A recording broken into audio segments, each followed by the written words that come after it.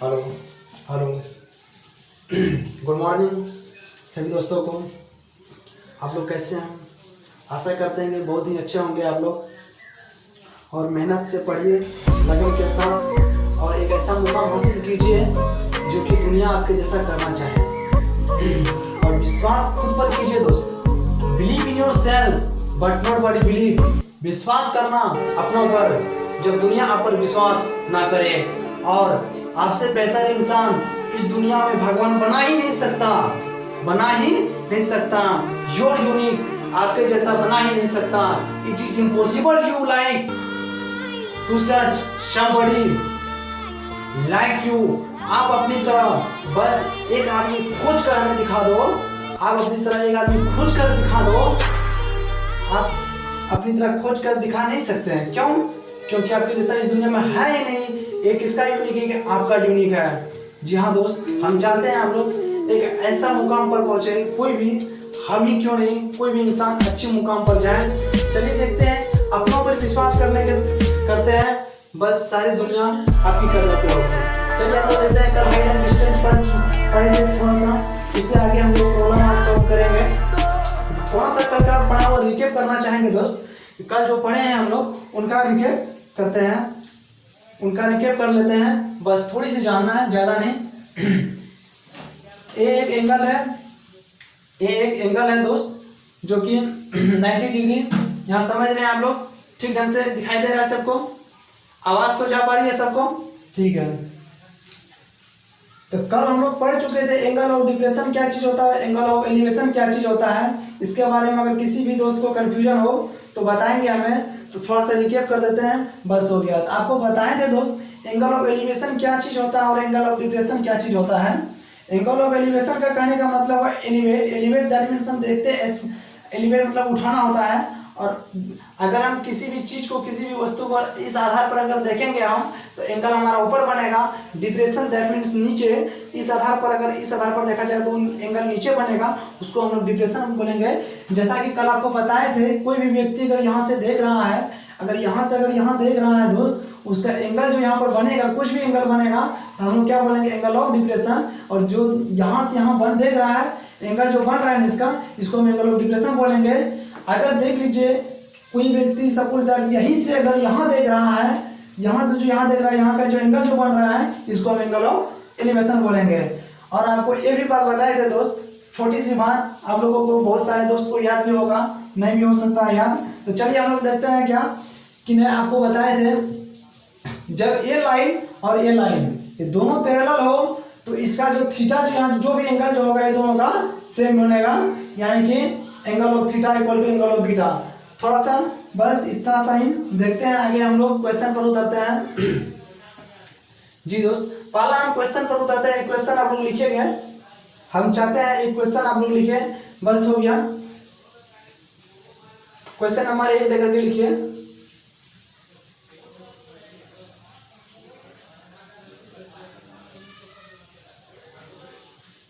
The angle of elevation of the top of a tower from 2 points situated at a distance x meter and y meter from its base and in this same straight line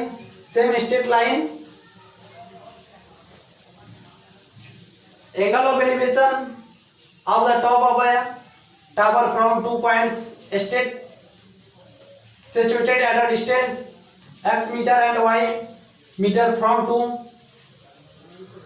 its base and in the same straight line with complementary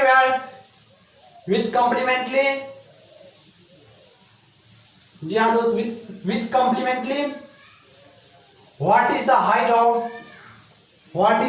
of the tower। जिन जिन दोस्तों को हिंदी में लिखना वो भी लिख ले। यदि एक टावर की ऊपरी बिंदु से जमीन पर स्थित दो बिंदुएं जो आधार से एक्स तथा वाई दूरी पर स्थित हो तो टावर की लंबाई क्या होगी। देखिए हम लोग देखते हैं इसी के यहाँ पे आपको साफ साफ बता दिया गया है कि एक टावर है जिसका एक टावर जो कि दो बिंदु बना रहा है, पहला बिंदु सी है यहाँ पर, दूसरी बिंदु डी है, और इस टावर की आपको हाइट निकालने के लिए बोल रहा है। इस टावर की हाइट हुआ आपको ए टू बी, इसका हाइट हुआ, जी हाँ दोस्त, एक बिंदु सब। अच्छा हम इस पर आ गए, इस पर देखते हैं हम क्वेश्चन नंबर इसमें 2 में देखते हैं, सॉरी हम इस पर आ गए थे, इसको बाद में हम देखेंगे, पहले इसको समझ लेंगे दोस्त, उनके बाद फिर इस पर आ जाएंगे। इसको समझना हमारे लिए आसान होगा, कोई बड़ी बात नहीं है, सेम बात है, कोई अलग नहीं है। एक टावर है ए और बी है, टावर है समझे, इसका ऊंचाई h दिया हुआ है, दिया हुआ नहीं है h बस।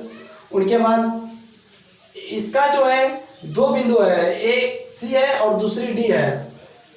बी से सी की यहाँ से जो यहाँ की दूरी जो है उसका x है, और बी से डी यहाँ से यहाँ तक की दूरी y दिया हुआ है। आपको दिया हुआ है यहाँ से यहाँ तक की दूरी x, यानी कि बी से सी की दूरी x और बी से डी की दूरी y आपको दिया हुआ है। आपको निकालने के लिए बोल रहा है हाइट, यानी कि इसका टावर की जो हाइट है, हाइट क्या चीज होगा।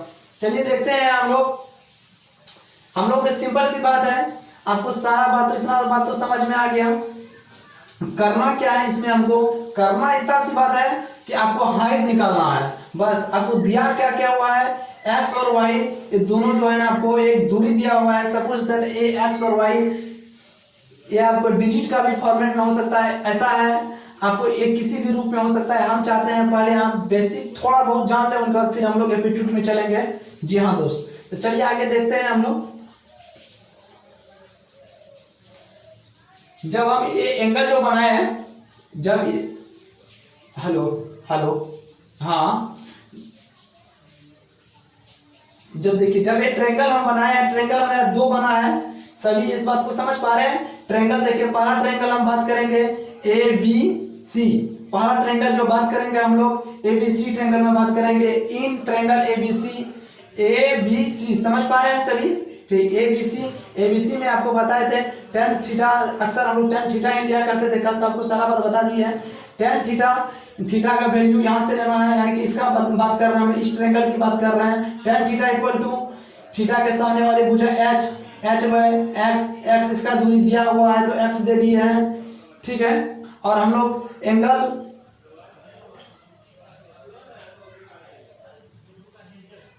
और दूसरा हम लोग ट्रायंगल की बात करेंगे क्या दोस्त, ए बी डी में बात करेंगे हम लोग। In triangle A B D यहाँ पर इसका थीटा देखिए, यहाँ से हम लोग बात करेंगे tan 90 minus theta equal to यहाँ से इसका होगा x समझ पा रहे हैं आप, सॉरी x बोल रहे हैं h, यहाँ से इसका जो होगा, इसका लंब आप सीधी बात जान रहे हैं ना, थीटा के लिए सदैव लंब एक ही ट्रायंगल में मतलब से एक ही होता है। इस बात को तो समझ पा रहे हैं सभी दोस्त, इसमें तो किसी को कंफ्यूजन नहीं है। चलिए हम लोग देखते हैं tan 90 minus theta equal to h by y, यहाँ y नहीं दिया है, सॉरी यहाँ भी x पड़ गया है, क्योंकि हम लोग y इस पर बात कर रहे हैं दोस्त, इस पर बात कर रहे हैं, क्योंकि इसका दूरी जो है b से d तक की दूरी है। आपको हम इसमें लॉन्ग भी जा सकते थे, लेकिन शॉर्ट थोड़ा चलते हैं। जब कहा गया ना कि जब कोई भी चीज़ का करने की आदत हो जाता है ना हमें, तो बस एक आदत बन के, हैबिट बहुत अच्छी बात तो है तो बहुत खराब भी बात है, बस यही बात है। तो चलिए हम लोग देखते हैं tan 90 minus theta equal to h by y कैसे आया, सबको समझ में आ गया। नहीं आया तो एक बार फिर देखते हैं। थीटा हमारा क्या है, 90 माइनस थीटा, इसके लिए लंब कौन सा होगा, यानी परपेंडिकुलर कौन सा होगा, तो h होगा। ए बी का h है, h होगा इसके लिए, ठीक है। इसके लिए जो है हमारा y क्या हुआ भैया, आधार हुआ y, h बाय y समझ आ गया। क्या हम ऐसे लिख सकते हैं tan 90 minus theta equal to cot theta, tan 90 minus theta equal to cot theta, सभी को फॉर्मूला याद है, ठीक। tan 90 minus theta equal to cot theta, that means बराबर h बाय y। लिखने मिस क्या कर गए, थोड़ा आज दिमाग चंचल है, बस हो गया। cot theta equal to h by y, ठीक है। इतना तक तो समझ में आ गया। एक वैल्यू है cot theta equal to h by y, दूसरी tan theta equal to h by x। तो चलिए हम लोग दोनों को कंपेरिजन करते हुए चलते हैं। हम लोग कंपेरिजन करते हैं। tan theta into cot theta equal to, ये दोनों का हम लोग मल्टीपल में लिए हैं। देखिए इसका वैल्यू tan थीटा का वैल्यू हुआ आपको h/x और cot थीटा का वैल्यू है h/y। कर दिए किसी को तो किसी दोस्त को दिक्कत, किसी भी प्रकार की परेशानी है तो अपना कथा का है, हम सुनाएंगे फिर दोबारा। किसी भी दोस्त को तो परेशानी नहीं है, ठीक है। क्या आप इस बात को समझ पा रहे हैं? tan theta into cot theta equal to 1 होता है। इस बात को सारे दोस्त समझ रहे हैं? ठीक, जब इसका वैल्यू 1 होगा, देखिए h गुना h कितना हो जाएगा, h गुना h तो h स्क्वायर होगा, h गुना y hy होगा। जब h इक्वल टू करेंगे हम, रूट चढ़ जाएगा इसी में भाई, h root under x by y। एक किसका वैल्यू हुआ h, दैट मीन्स हम h किसको बोलेंगे, हाइट ऑफ टावर। जी हाँ दोस्त, ये टावर का आपको जो है ऊंचाई वही आपको निकालना है, रूट अंडर h/x। यानी कि आपको एक फॉर्मेट दिए, एक ऐसा फॉर्मेट दिया आपको जो कि इतना सा नहीं करना है, आपको समझाने के लिए हम इतना सा किए हैं। ठीक है, करना क्या है हम लोग क्वेश्चन नंबर 1 में देखेंगे। ठीक, आप ऐसा मत बोलना भैया कि सर क्वेश्चन नंबर 2 और 1 पहले 1 पढ़ा देते फिर 2 पढ़ाते, नहीं, ऐसा नहीं है। देखिए आपको समझने से मतलब है ना, आपको लिख दिया क्वेश्चन नंबर 2 हो गया और क्वेश्चन नंबर 1 हो गया, बस दिमाग फ्रेश हो जाएगा। तो हाँ, तो बस इतना सा जानना है, हम समझ क्या पा रहे, कर क्या पा रहे हैं, क्वेश्चन हम करना, मेरा क्वेश्चन पे क्या योगदान है, बस हो गया। ये समझिए बात को, ज्यादा सोचने की जरूरत नहीं है हम लोग। चलिए आगे देखते हैं। हम इतना सा बात तो समझ गए, लेकिन करना हम लोग को ऐसा नहीं है। ठीक है, करना हम लोग को ऐसा नहीं है। करना क्या है, हम लोग क्वेश्चन नंबर 2 में चलते हैं। चलिए क्वेश्चन नंबर 2 लिखिएगा प्लीज। आपको बोर्ड में ही लिख देते हैं हम क्वेश्चन नंबर 2। ठीक है, बोर्ड में लिख देते हैं, लेकिन आज हमें थोड़ा परेशानी हो गया है कि मतलब टाइम का थोड़ा अरेंजमेंट नहीं कर पाए हम, इसलिए हम चाह रहे हैं कि ना थोड़ा आप लोग लिख ही लो। नेक्स्ट डे से हम रेगुलर वे में अपना बोर्ड पे लिखेंगे ताकि किसी भी दोस्त को परेशानी नहीं होगा। और हिंदी और इंग्लिश दोनों में हम आपको क्वेश्चन करा रहे हैं। जिनको हिंदी समझ में आए हिंदी करो भैया, जिसको इंग्लिश में समझ में आए इंग्लिश करो। कोई बोलेगा हिंदी, कोई बोलेगा इंग्लिश, ऐसा नहीं, हम दोनों काम कर देंगे। कल से जो है क्वेश्चन हम इसमें लिख देंगे, ठीक है, ताकि आप लोग को समझ में परेशानी नहीं होगी। चलिए दूसरा क्वेश्चन लिखिएगा।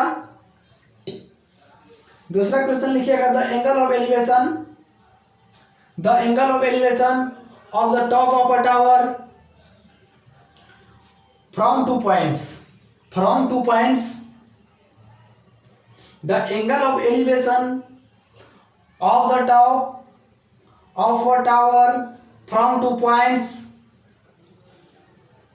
situated at a distance of 36 meter and 64 meter, है ना? कहाँ गया इससे, हाँ यहाँ पर 64 metre 36 metre from its base and in this same straight line इसका सेम है।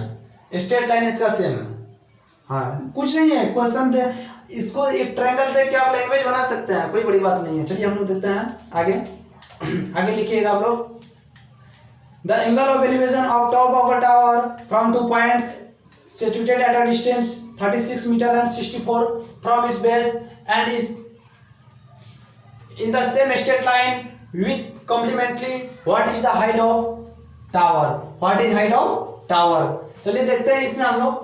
देखिए भैया, आपको सिंपल सी बात बता दिए कि जैसा इस क्वेश्चन में हम लोग किए हैं, सेम इसी आधार पर इस क्वेश्चन में करेंगे, लेकिन इतना लॉन्ग प्रोसेस नहीं जाएंगे हम लोग। बिल्कुल आपको वही बात बताने के लिए हम कब से चाह रहे हैं, जब इसको हम समझ जाएंगे ना, जब हम समझ जाएंगे तो फिर आगे तो देखते हैं। इसका जब h का वैल्यू जब निकालना होगा, देखिए भैया आपको दिया हुआ है b से c की क्या था, x दिया हुआ है, b से d की y दिया हुआ है, उसी बात है b से c आपको दिया हुआ है, b से d दिया हुआ है। h निकालने के लिए बोल रहा है, क्वेश्चन का फॉर्मेट तो सेम है, ऐसा नहीं कि फॉर्मेट हम दूसरा बता रहे, नहीं, फॉर्मेट आपका सेम है। बस करना क्या है, ये आपका एकदम बहुत इंपॉर्टेंट है बात है, इसी पर हम लोग चलेंगे। H equal to root under X into Y, H equal to root under X into Y, इसी आधार पर चलेंगे। आपको कुछ दिया हुआ नहीं है। एक्स का वैल्यू हम लोग 36 मान लीजिए और y का वैल्यू हम लोग 64 मान लीजिए, ठीक है। बस कुछ नहीं करना, आपको h का वैल्यू निकालने बोल रहा है। h equal to root under X Y आपको बतावे किया यहाँ पर, इसी आधार पर लिखना दीजिए। x यहाँ पर है, x का वैल्यू 36 मीटर, ठीक है। y का वैल्यू 64 दैट मीन्स को जब सॉल्व कीजिएगा 36 करने का था तो वो 6 रूट अंडर से बाहर निकालने के बाद और 64 करने का मतलब वो 8। जब ये दोनों को करेंगे आप लोग समझ पा रहे हैं 48 कैसे आ गया, 48 मीटर, ठीक है। इसका हाइट, इसका जो टावर का जो होगा ना लंबाई, कुछ नहीं होगा 48 होगा, ठीक है। ये आपको हम यही बताना चाह रहे हैं कि इतना बड़ी बात नहीं करना हमें। क्वेश्चन का जब ऐसा फॉर्मेट आए भैया, जब ऐसा फॉर्मेट आए ना तो एकदम समझ लेना कि ना हमको करना यही है, H equal to root under X into Y, H equal to root under X by Y. चलिए आप लोग अच्छी तरह से इसको लिख लीजिए, समझ लीजिए। अगर किसी भी दोस्त को परेशानी हो तो फिर हमें आप पूछेंगे। और एक क्वेश्चन आप लिखेंगे, पहले लिख लीजिए एक बार, हाँ लिख लीजिए, फिर हम लोग देखते हैं नेक्स्ट क्वेश्चन में।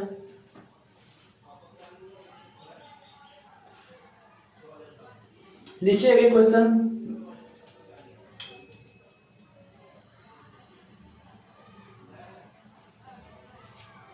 एक क्वेश्चन लिखिएगा आप लोग। क्वेश्चन नंबर 3 दे दीजिए, जो कि आप लोग को कल सॉल्व करके लाना है। अगर नहीं कर पाओगे या कर भी लोगे तो हम आपको, आप अपना तरीका से करके लेना, जैसे 9th क्लास में आप लोग सॉल्यूशन करते थे उसी आधार पे आप लोग सॉल्यूशन करके लाएंगे, ठीक है। तो हम यहाँ पर बताएंगे आपको एप्टीट्यूड मेथड बताएंगे आपको हम, ठीक है। तो आप लोग सॉल्व करके लाओगे, जो बेसिक मेथड से लाओगे भैया, ठीक है। तो लिख लेंगे क्वेश्चन, लिख लीजिए आप लोग प्लीज। एक टावर के ऊपर, एक टावर हुआ आपको, एक टावर के ऊपर में एक झंडा लगा हुआ है, ठीक है। जिसका झंडा का जो है ना लंबाई जो है कितना है, 3 मीटर है। लंबाई कितना है, 3 मीटर। तो लिखिएगा आप लोग, एक टावर के ऊपर ऊपरी बिंदु, एक टावर के ऊपरी बिंदु से, सॉरी क्या बोल रहा हूँ, एक टावर के ऊपर एक झंडा लगा हुआ है, एक टावर के ऊपर एक झंडा लगा हुआ है जो 3 मीटर लंबा है, और जमीन पर